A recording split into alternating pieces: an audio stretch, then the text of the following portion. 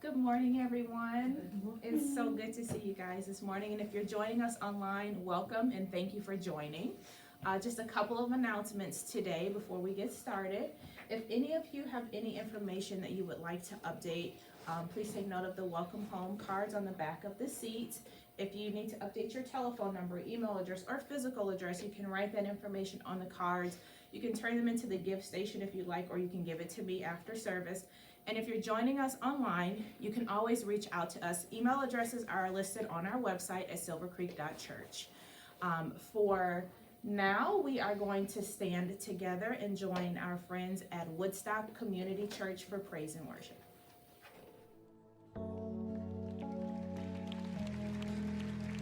He's our friend and our Father. Oh, sing before I spoke a word. Before I spoke a word, you were singing over me. You have been so, so good to me. Before I took a breath, you breathed your life in me. You have been so, so kind to me.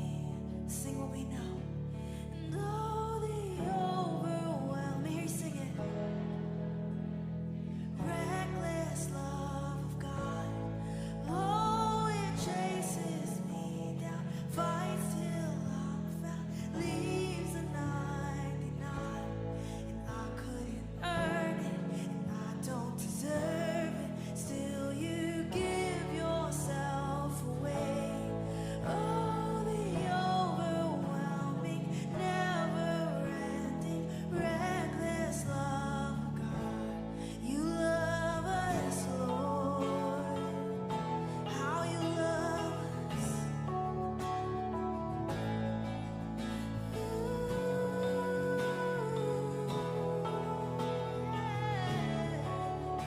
When I was your foe, when I was your foe, still your love fought for me. Yes, it did. You have been so, so good to me, Jesus. When I felt no worth, you paid it all for me. Yes. You have been so, so kind to me. Yes. Oh, the overwhelming, never-ending, reckless love of God. Oh, it chases me down, fights till I'm found, leaves a 99, and I couldn't earn it, and I don't deserve it. Still, you give yourself away. Oh, the overwhelming, never-ending, reckless love of God. Yeah.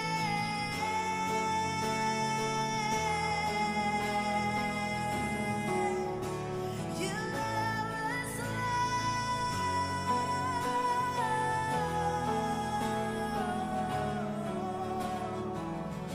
Sing no shadow.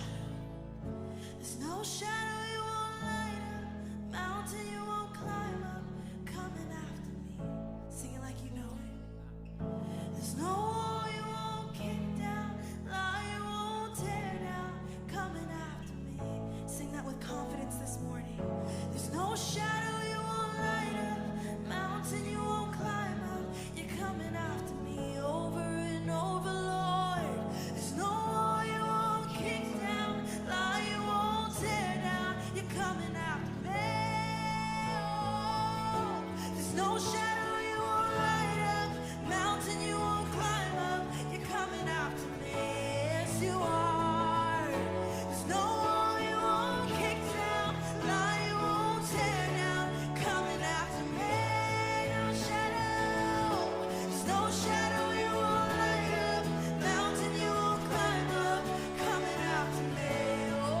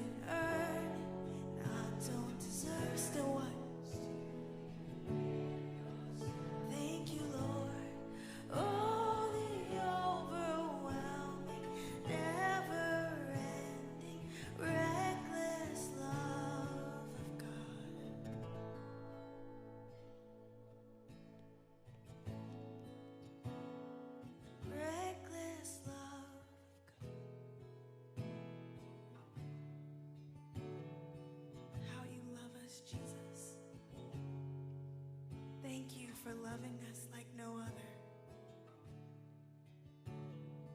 I've never seen a love like this.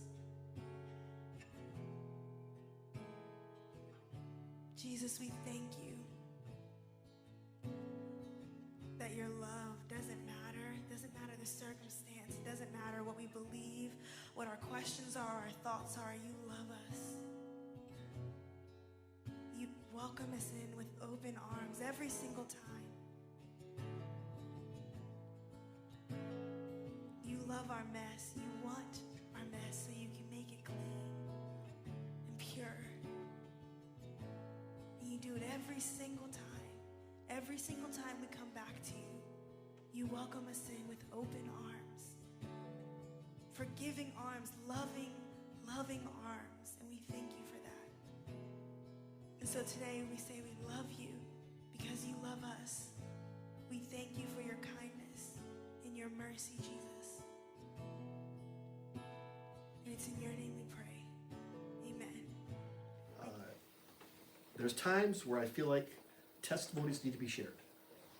And there's times where I feel like, the communication of the gospel, the communication of what my job is to bring, highlights to scripture, to illuminate messages from God, that comes to more than just delivering a message like this. It can come through testimonies. People's testimonies can often bring us a lot of encouragement and a lot of ability to say, okay, I can see myself in that story, or I've experienced something like that. I can identify with that.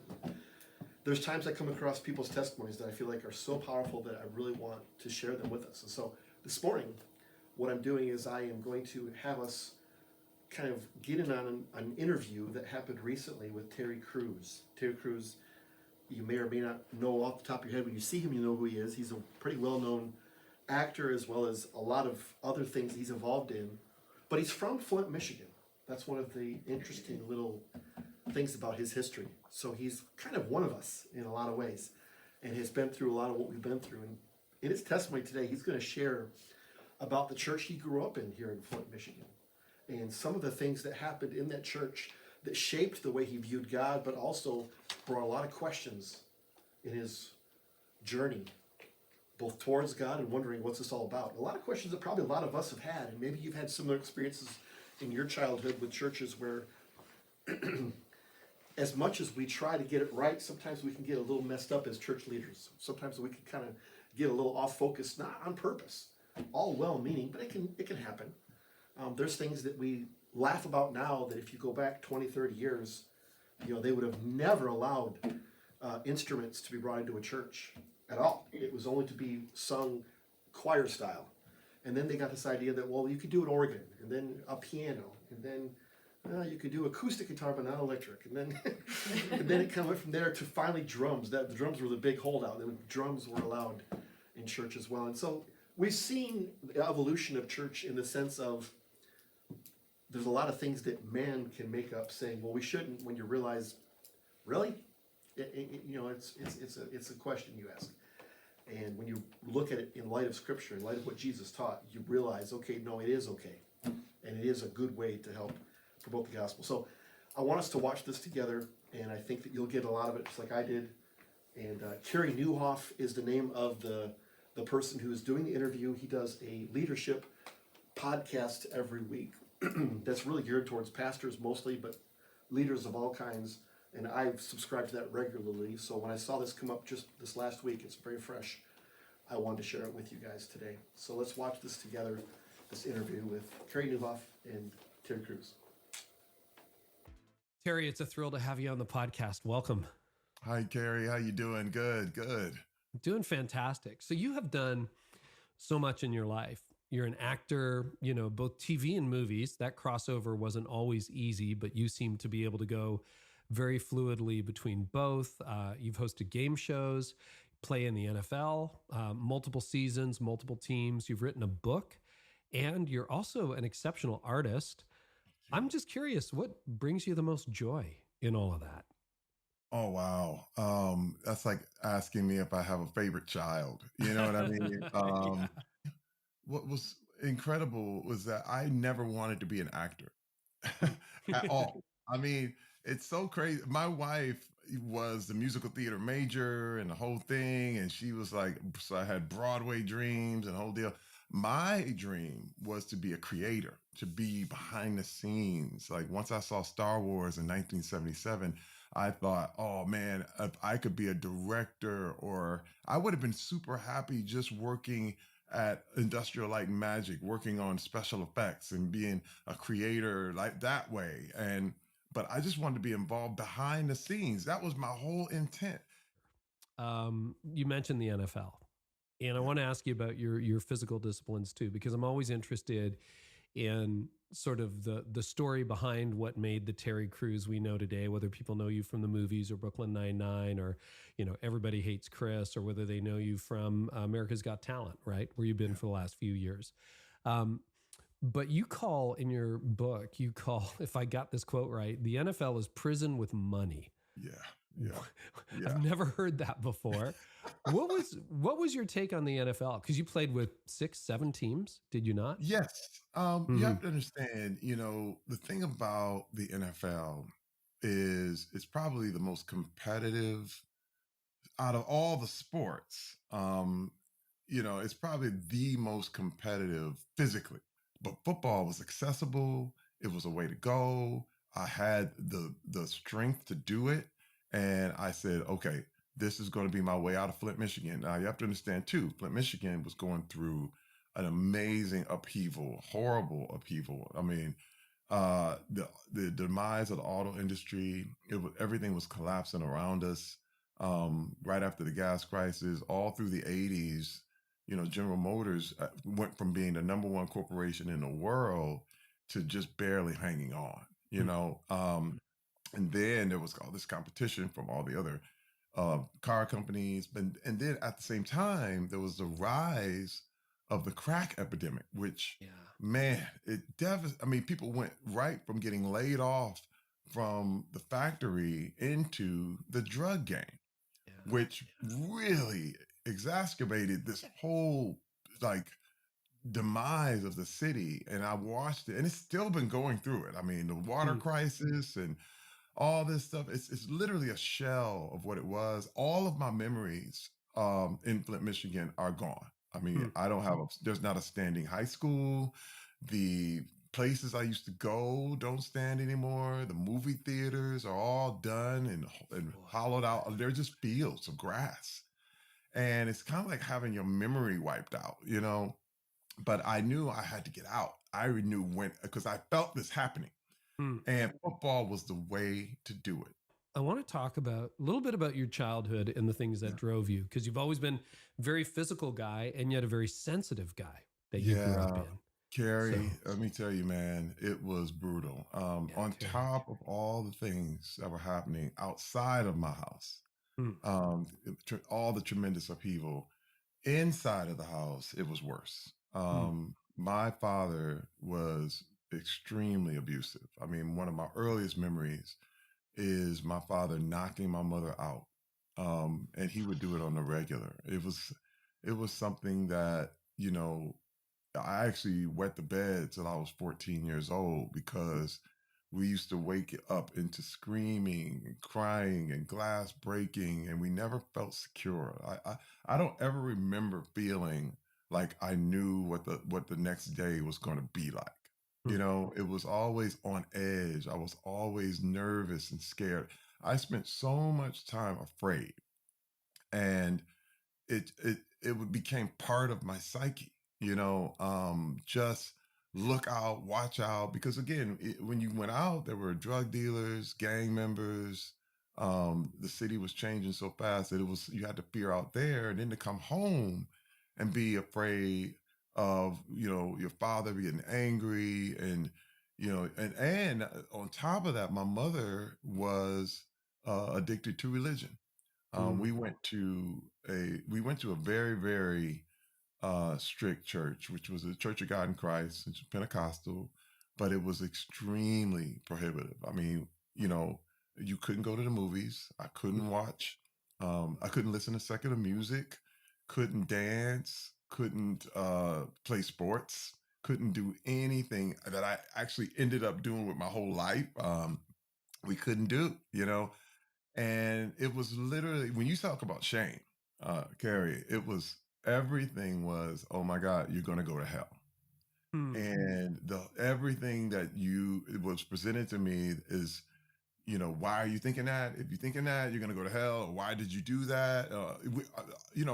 Our wiring was that we were bad people. And if you didn't pray enough, if you didn't seek God enough, if Hmm. there was always more you could do, but you're never going to get there. Like, you'll never really be enough. So hustle, hustle, hustle, and hopefully, maybe, just like Indiana Jones, you'll scoot underneath that rock, and pat, right when that door closes, you'll make it into heaven if Hmm. God sees you fit enough. So there was something that this grace that you had to earn every day, and it was exhausting. It was an exhausting, because my mother was underneath it, and we spent most of our time in the church. That was the whole hub of our lives. But at the same time, my father was an alcoholic, and he also ran the streets. So he knew a lot more about what was going on with our church than my mother did. And the pastor of the church that I went to was actually, his name was Roger L. Jones. He actually wrote a book about his whole experiences, but he was actually, he had affairs in the church. He, sold crack right out of the pulpit, used crack in the pulpit, would come to church high. And, everyone did everything he said. And he was, and the word was, touch not mine anointed. And here I am as a young man, just always, always, so first of all, as a child of an alcoholic, I became a pleaser. I became this Hmm. guy who was just wanted peace, man. I was like, okay, whatever my father wants, you want a beer, you want whatever you want to do, I just got to do it.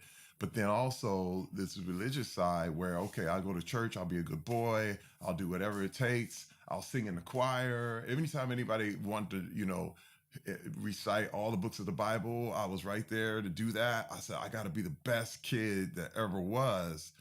But I also knew one day, that I may have to kill my father.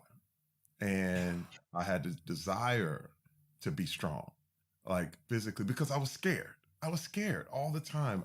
The whole desire to get strength came from the insecurity that I Hmm. had, that constant fear of, what if somebody jumps me? What if my father attacks me? What if I go outside and get beat up? What if I just never? And then at the same time, what was even crazier, there was a serial killer going around in the Detroit area called the Oakland Child Killer, and he would Oh. specifically, you know, like pinpoint boys, and he would kill them and dress them up and set them in the snow. And we had assemblies about it when I was a kid. Like, I can't tell you how just fear was everywhere. I was scared. Everyone was scared. Everybody in the church was scared.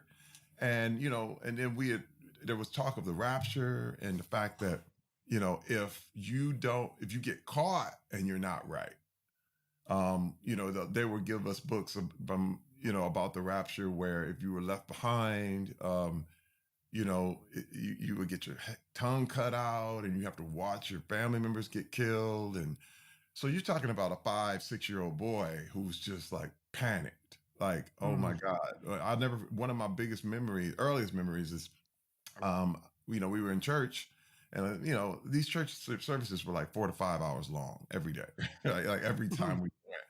And one day I went to sleep, and usually I would get a pinch if I went to Hmm. sleep, but this time I didn't get pinched. I fell asleep, and I woke up, and no one was in the sanctuary.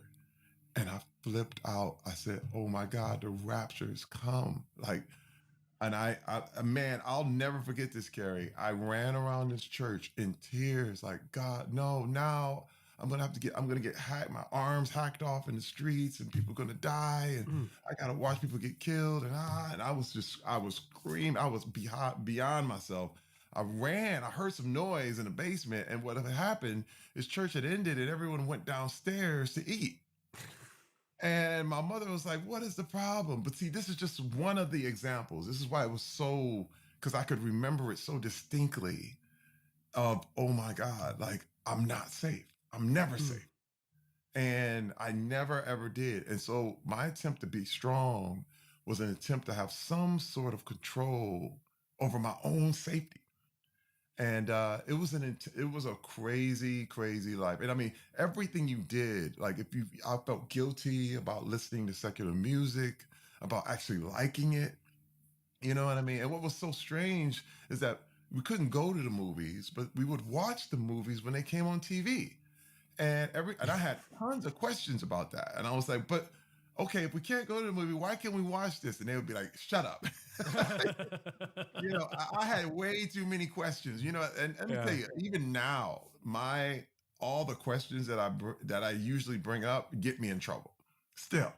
Mhm. Um, and I've had nothing but questions because I'm like, why are we doing it like this? And it's like, you're ruining, don't ask too many questions, Terry, Yeah. I'm surprised you have anything to do with faith today, but you do, right? Like, Yes. which, Terry, yeah. this is what I think, because first of all, I have seen where the problem was people. Hmm. The problem was not God. The problem was not the Bible. The problem was not the this thing about loving each other. The problem was not Jesus. It was people. And then I started to look at how Jesus never he didn't really call out the Gentiles. He always called out his own. Hmm. You know what I mean? He was Mhm. always Mhm. like, "Hey, wait a minute." When I look at the Pharisees, it just reminded me of the church I went to. You know what I mean? Yeah. There were people who would literally put a TV in their windowsill and watch TV in the windowsill because the back of the TV was outside of their house, and they would go around telling people, "I don't have a TV in my house." And it reminds you of when Jesus was talking about washing the outside of the cup and the Yeah. inside is filthy. You know what I mean? And it was all these games and tricks and different things that people would try to catch you on. And I was like, but I was always suspicious of this. Like Hmm. in my heart, I felt and I knew I didn't create myself. See, Yeah. that was my thing. Like, at the bare bottom, bare basic minimum, I'm like, there's something bigger than me. You know what I mean? Mhm. That's for real. Like there's something I didn't make any of this. I didn't make me. I didn't make this world. I didn't so something created this because let me tell you, I came about it with the mindset of an artist, as a designer, Hmm.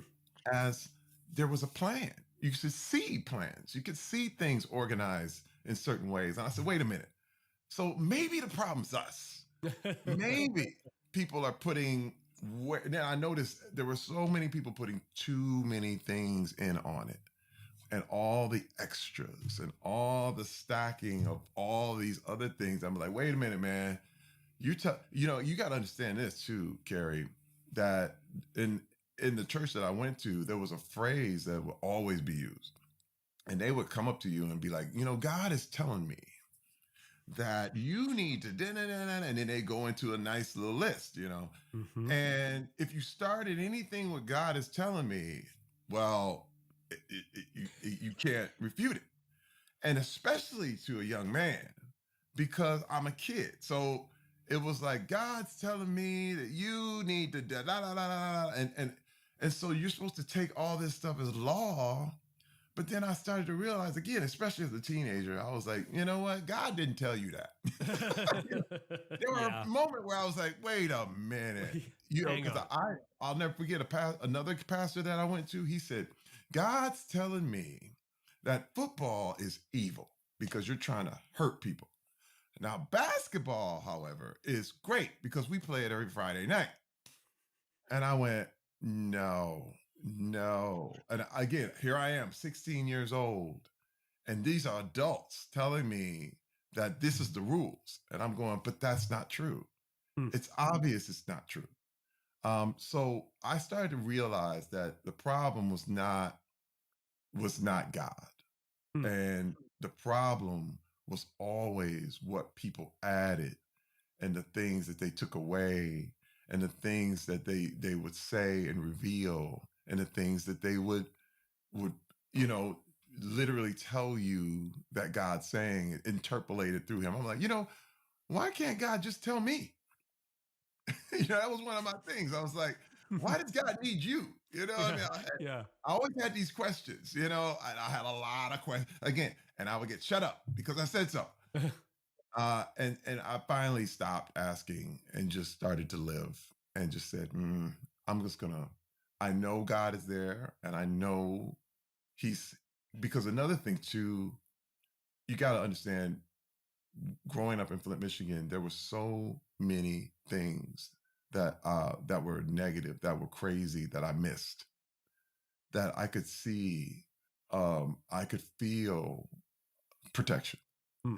I know there were things there were voices that I listened to that I knew were guiding me the right way, even in the midst of all that darkness. You know, um, I was comforted because I was seeking it. Hmm. You know what I mean? And that's where I said, man, this is real. But I just don't want to get things mixed up. And let me tell you, I was actually in more than one church that, I had to end up leaving simply because the things got really misconstrued and very, very, culty, I would say, because the leader was great. And all the people start out with great intentions, the Yeah. greatest intentions. But then a lot of things get really, really twisted. And that happens everywhere. That happens in sports. It happens in Hollywood. It happens in politics. I mean, people have the greatest intentions, and then you turn around and it's like, uh-oh, why, where did you miss that? And I'm gonna tell you, nowhere is that more true than in my own life and in my own family. And the things that I started out with these intentions and then turned around and I was in a really, really wrong place. Well, I appreciate you sharing that, because I think you're describing a version. Yours sounds like an extreme version of a childhood a lot of listeners can relate to. I grew up with the idea that movies were bad. And now my Mhm. parents watch movies. It's fine. Yeah. They're still alive. We watch movies. That whole kind of legalistic, conservative bent where this was okay, but that wasn't, and the hypocrisy that even as a kid you could see in some of the people in your church. And, I feel like my adult life has been trying to take the good of my childhood. I had a much more secure childhood, it sounds like, than you did, Terry. But, um, but also then trying to, my leadership is a reaction to that. I would never, that's one thing I decided early on in my ministry.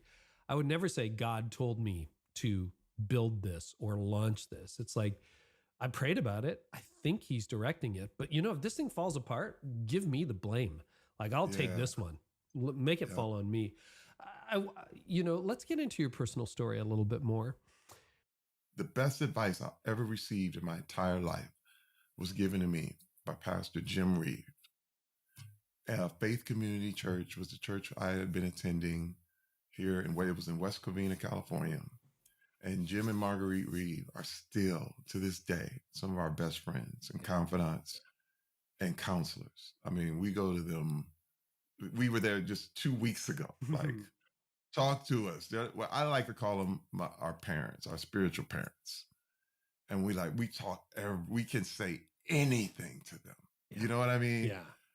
And I said, and you got to understand, at this time, 2010, my wife had just left. I call him first. Hmm. I'm like, Pastor Jim, I said, I lost my family, man. I'm a fake. I'm a phony. I'm fake. I'm nothing. The whole fake it till you make it. The problem is you make it and you're still fake. I was a fake. And I said, dude, what am I going to do? And the best advice I ever received, Pastor Jim, I'll never forget it. He said, Terry, I cannot promise you that you are going to get your wife and family back, but you need to get better for you. Hmm.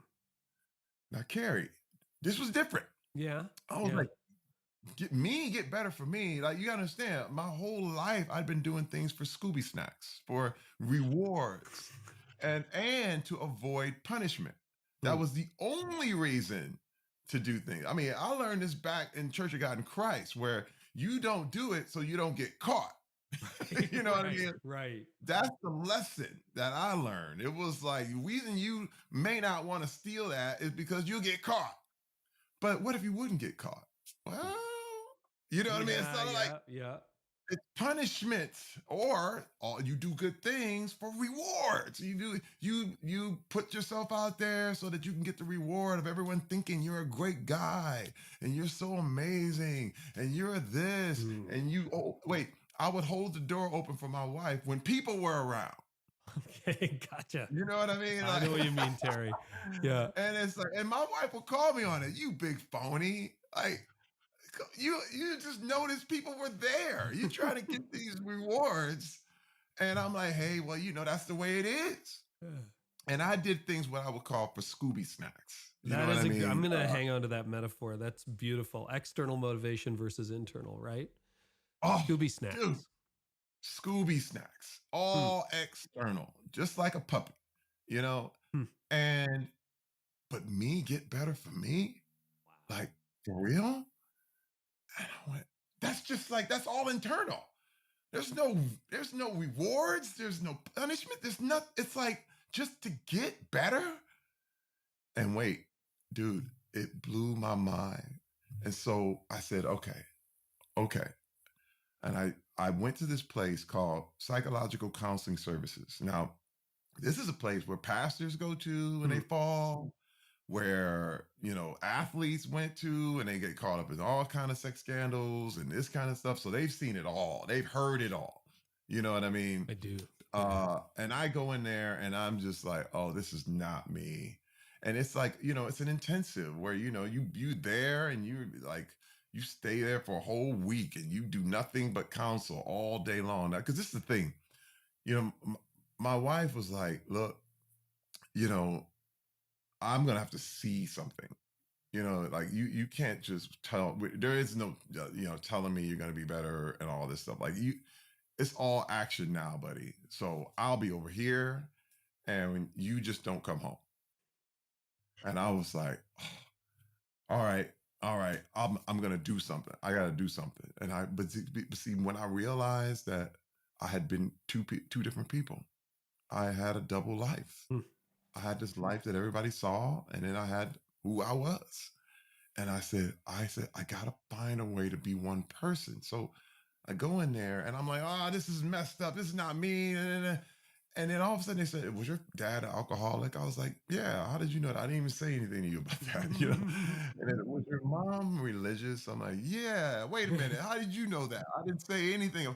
And wait, they started reading my mail, and this shame thing that was happening and all this stuff and the secret keeping and all this. And because they had heard all these people say this stuff before. And I started to see where I was two people. And I was Hmm. like, this is where this thing is. And then the secrecy was the power of the addiction. Because I didn't share, I didn't take inventory, I didn't confess, I Hmm. didn't really talk about it to anyone that loved me or truly trusted. Like, what's so funny is that if I would have came to my wife when we were married early on, right when we got there, and told her about all these things I was going through, she would have helped me through it. Hmm. I'm That's sure just she a would have. fact. Yeah. Considering what my past was and that I had been exposed to this stuff, she's been like, okay, let's go get help together.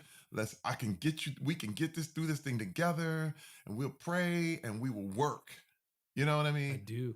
But I never gave her that opportunity for 20 years. You know what I mean? Like, she's like, how could you didn't even give me a chance. I didn't even know the real you. Man, let me tell you something. That was a long journey. Yeah. Carey, the tears, the angst, there were days where I couldn't get out of bed. There were days where I was like, everything is different. And the only way I can really describe it is like you thinking that the sun revolves around the earth. And you're like, look, the sun, it rises in the east and sets in the west. It goes around us. And then you discover painfully, wait a minute, we go around the sun. Yeah.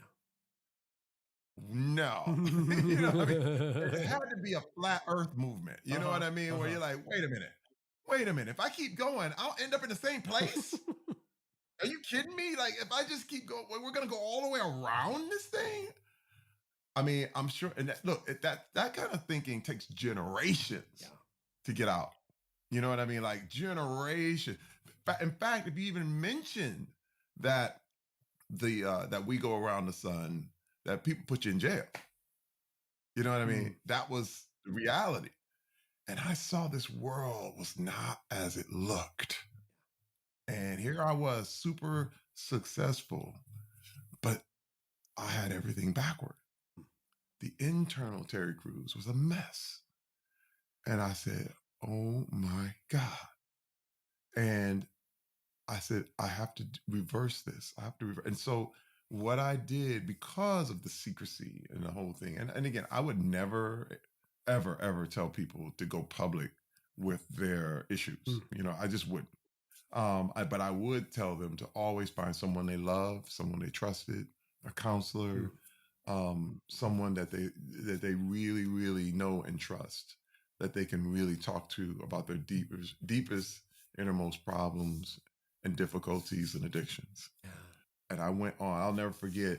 This was all during, you know, it started internally. It started with telling family members and talking about it. I remember calling up my brother and asking him, hey man, you grew up in the same house. Did you have these problems? And isn't it, you know, and then it started to go out to wider into friends, and people are like, man, we were going to dinner with people, famous superstars. And I was like, you know, I was addicted to porn. And they were like, okay, woo. Like, oh, you're talking, you know, I like to call it the awkward stage.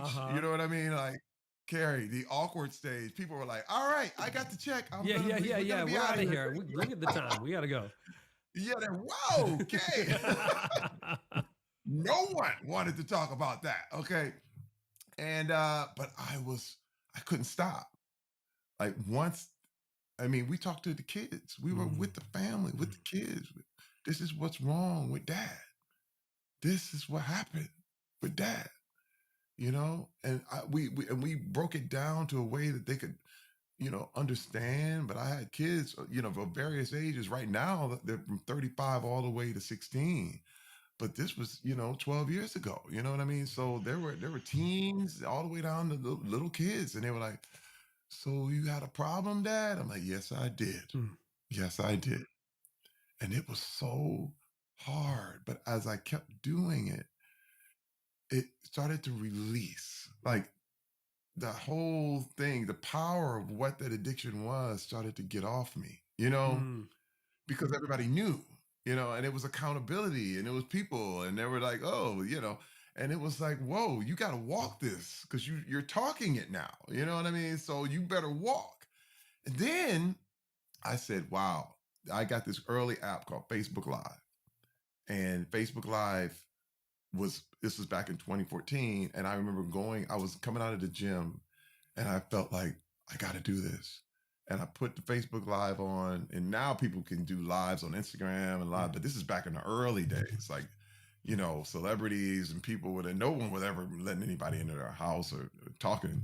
And I was in my car outside of the gym, and I was like, and it's a video you can see even to this day, and it's called Terry Crews' Dirty Little Secret.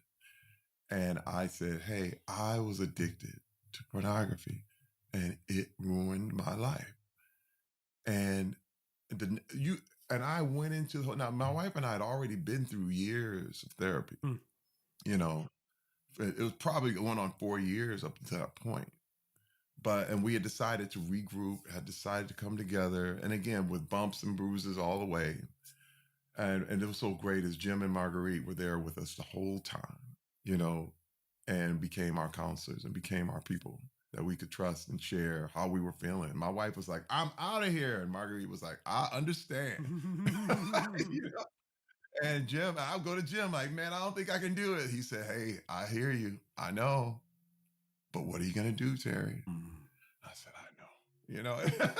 It's so good. So Listen, again, it's so good. I probably went long with this story. no, this is great. And I mean, you're reading so many people's mails, and everything's a little bit different in everyone's life, but there is that really hard pressure. And I think you named it, Terry, that the outside is going great and you think this justifies or hides or compensates for everything. But on the inside, it's who you are. And, I think you called your book Tough.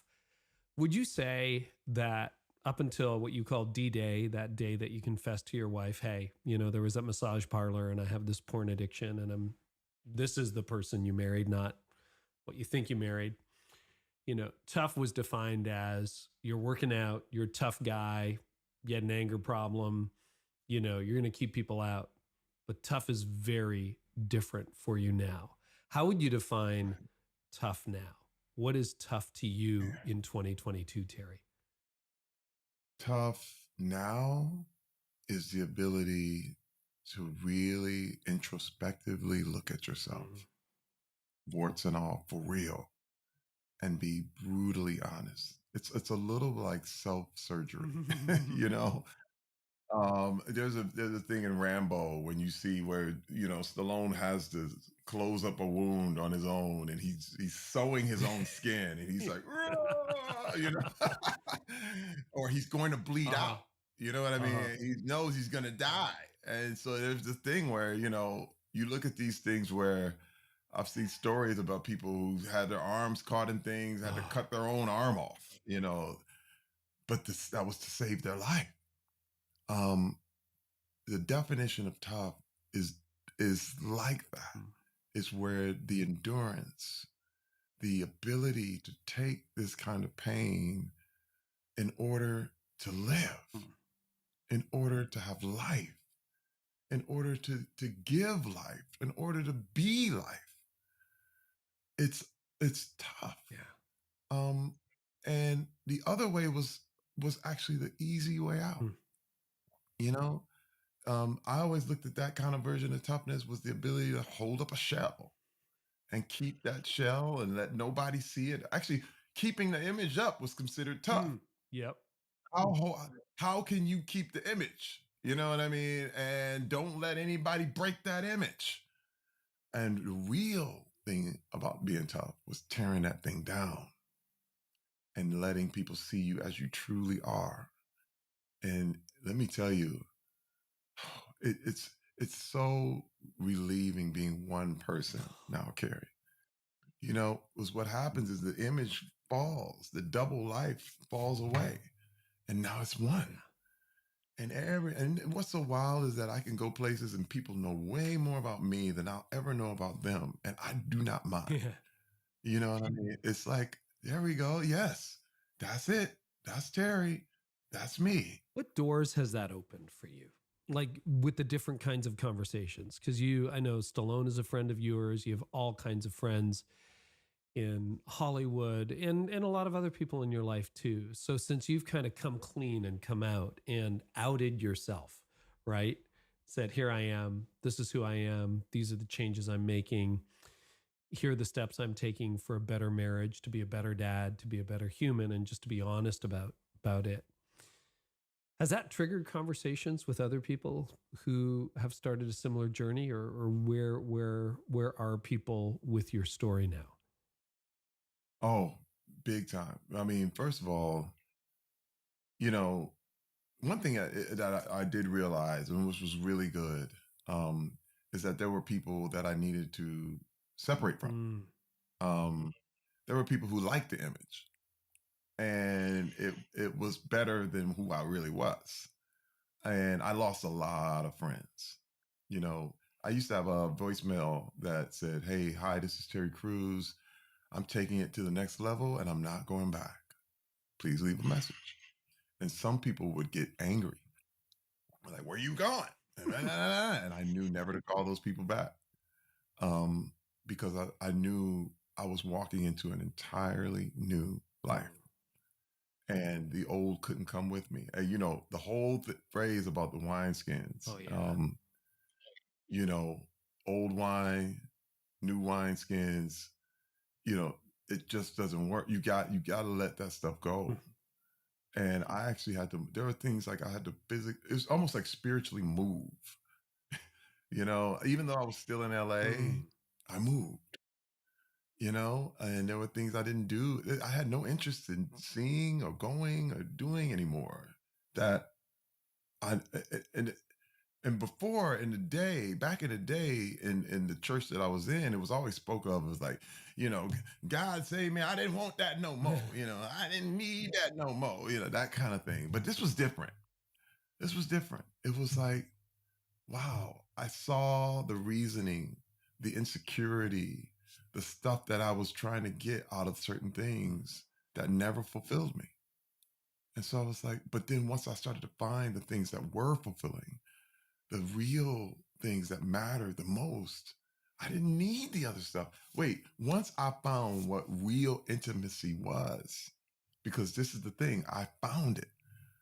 The thing that touches me the most is my wife found out everything about me. Wait, and we had a thing called disclosure. You have to have, this is part of the technique of improving, of getting rid of addiction, is disclosing the things you did.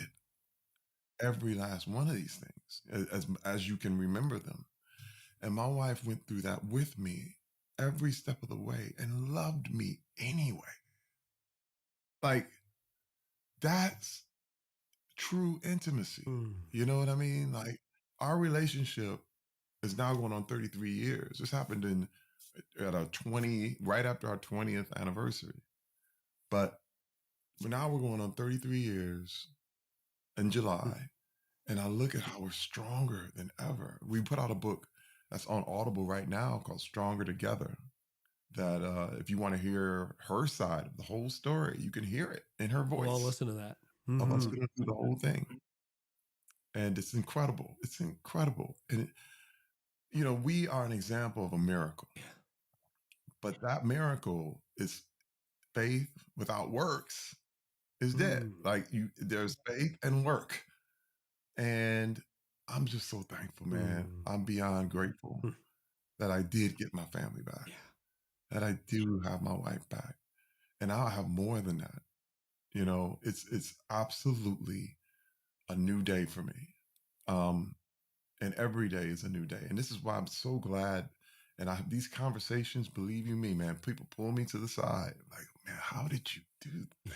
You It's know, a big thing, Terry. I get that a lot, and I'm like, you know, that's a long story, but it probably take about an hour. I would like about, you know, the time what we had here, Carey. Oh, well, you and I have. Yeah, you know, we've gone a little past time. You've been very generous, but I no, wasn't no, going to it's good. stop you. I want to finish the story and do it right, but I have to say, man, you know, one of the things I like to say, I used to say, why doesn't my wife believe me? But then when everything changed, the question became, why am I lying? That's a better Same question. context, two different perspectives. And it just, once you start asking the right question, why am I lying? Wow. Now we can start getting to the heat and get right into the center of what the issue is. And I'm just so thankful for Jim and Marguerite and good people that believed in us and still do. And I'm thankful. Terry, this has been fantastic and life-giving. Thank you so much. Thank you. Thank you, Carey. Thank you for letting me talk. I appreciate it.